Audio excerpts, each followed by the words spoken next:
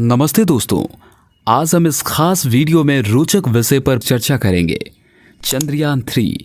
Here we have a majestic liftoff of LVM-3 M4 rocket. प्रज्वलन और सफलतापूर्ण उत्थापन LVM-3 M4 rocket का यह भीमकाय rocket आसमान को चीरते हुए अपनी भयानक दहाड़ से चारों ओर As the rocket is soaring through the clear skies, every second moving closer to the accomplishment of the most important milestone in its mission to moon. Bharat का ये अगला चंद्र मिशन है जिसका एम है हम चंद्रमा के नए सूर्यमुखी समरसता की खोज में ले जाना। इसमें हम देखेंगे कि क्या है चंद्रयान 3, उसके पीछे की वजह, उसके उपकरण, चैलेंजेस, उद्देश्य और क्या हमें इस मिशन से क्या इन्फॉर्मेशन मिल सकती है। तो चलिए शुरू करते हैं इस वीडियो को। वीडियो शुरू करने से पहले हम चंद्रयान मिशन के बारे में जानेंगे। पहला चंद्रयान मिशन 22 अक्टूबर 2008 को 12:52 पर लॉन्च हुआ, आंध्र प्रदेश के सतीश धवन स्पेस सेंटर। इसका बजट 386 करोड़ रुपए था। चंद्रयान 1 ने मून की सरफेस के ऊपर से कुछ मुख्य तथ्यों को प्रकट किया। इसमें से सबसे खास था the discovery of water molecules on the moon. ये डिस्कवरी स्पेस साइंटिस्ट के लिए एक बड़ा माइलस्टोन था। सेकेंड चंद्रयान मिशन 22 जुलाई 2019 को सतीश धवन स्पेस सेंटर से हुआ था, जो कि श्रीहरिकोटा में है। इसको 12:13 को लॉन्च किया गया था। इसमें LVM-3 M1 रॉकेट से लॉन्च हुआ था। इसका बजट 978 करोड़ था, जो कि आज तक के सारे मिशन से ज्यादा है। वही चंद्रयान 3 का बजट सिर्फ 615 करोड़ है, जो कि आदि पुरुष मूवी से भी कम है। चंद्रयान 2 मिशन के सफर में कुछ मुश्किलों का सामना भी करना पड़ा। लैंडर विक्रम मून की सरफेस पर सेफली लैंड नहीं कर पाया, लेकिन ये मिशन इस बात का प्रमाण था कि स्पेस मिशंस में सफलता और असफलता का साथ रहता है। अब हम चंद्रयान 3 पे नजर डालते हैं। नंबर 1, चंद्रयान 3 क्या है?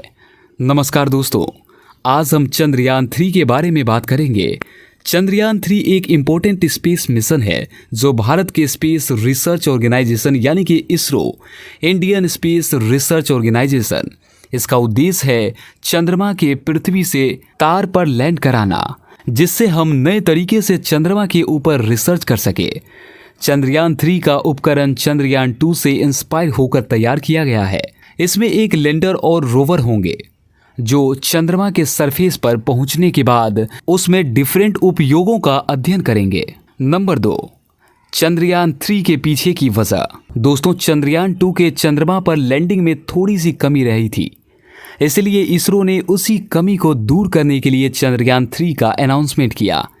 ये मिशन एक सफलता का अनुमान है और इससे हमारे देश का स्पेस एक्सप्लोरेशन फील्ड और भी सुधर सकता है। चंद्रयान 3 के जरिए हम नए साइंटिफिक डिस्कवरीज और स्पेस टेक्नोलॉजीज में सुधार लाने की कोशिश करेंगे। नंबर 3, चंद्रयान 3 का उपकरण। अगले सेगमेंट में हम चंद्रयान 3 के उपकरण की बात करते हैं। इसमें चंद्रयान 2 की तरह ही एक लैंडर और रोवर होंगे। लैंडर चंद्रमा के सरफेस पर आकर स्थिर हो जाएगा और रोवर उस लैंडर से निकलकर चंद्रमा के ऊपर तलाश करेगा। रोवर के अंदर का सेंसर होंगे जिनकी मदद से साइंटिफिक ऑब्जर्वेशन की जाएगी। नंबर 4, चंद्रयान 3 की चुनौतियां। स्पेस मिशंस हमेशा चुनौतीपूर्ण होती है।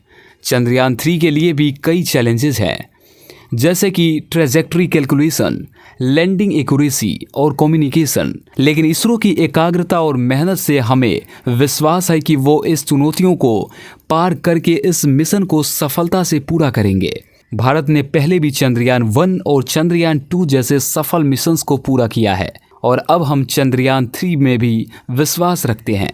नंबर 5, चंद्रयान 3 का उद्देश्य। चंद्रयान 3 का उद्देश्य है कि हमारे देश को स्पेस फील्ड में और आगे बढ़ाने का मौका देना। इससे हम नए तरीके से साइंटिफिक रिसर्च कर सकेंगे और स्पेस टेक्नोलॉजी में भी सुधार लाने का काम होगा। हमारे देश के युवा साइंटिस्ट को भी इस मिशन में शामिल किया जाएगा, जिससे उनके टैलेंट और एक्सपीरियंस बढ़ेगा। चलिए हम चंद्रयान 2 के सफल न होने के कारण के बारे में बात करें। चंद्रयान 2 इसरो, भारतीय अंतरिक्ष अनुसंधान संगठन का मून मिशन था, जिसका उद्देश्य था मून के दक्षिणी ध्रुव तक पहुंचकर वहां के भूभाग के अध्ययन का सफलतापूर्ण करना। लेकिन इसकी लैंडिंग में कुछ ग्लिचेज आए जिसके कारण विक्रम लैंडर मून पर सफलतापूर्ण नहीं पहुंच सका। इस वीडियो में हम चंद्रयान 2 के फेलियर के रीजंस को समझेंगे। चंद्रयान 2 को 22 जुलाई 2019 को श्रीहरिकोटा इंडिया से लॉन्च किया गया था। मिशन का सीक्वेंस कुछ इस तरह था। चंद्रयान 2 एक ऑर्बिटर लैंडर विक्रम और रोवर प्रज्ञान से मिलता था। ऑर्बिटर मून के आसपास घूम रहा था। लैंडर विक्रम मून के सरफेस पर लैंडिंग करना था और रोवर प्रज्ञान लैंडर से निकलकर मून के सरफेस पर घूमना था। यह पहला मिशन था जिसमें एक लैंडर रोवर के साथ मून पर लैंडिंग करने की कोशिश की जा रही थी। लैंडर विक्रम के डिस्टेंट फेज में कुछ ग्लिच आया जिसके कारण विक्रम का कंट्रोल छूट गया और वो एक्सपेक्टेड जगह से अलग हो गया। इस ग्लिच की वजह से विक्रम लैंडर का कम्युनिकेशन अर्थ से टूट गया था। साइंटिस्ट को उसकी लोकेशन और स्थिति का पता करने में मुश्किल हो गई थी। विक्रम लैंडर के थ्रस्टर में कुछ प्रॉब्लम आई थी जिससे उसकी स्पीड कंट्रोल करने में दिक्कत आई।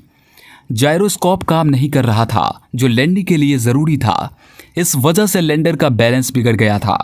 टाइम कंस्ट्रेंट के चलते लैंडर की स्पीड कम करने के लिए कम से कम समय था। जल्दी में होने से कंट्रोल कमज़ोर हो गया।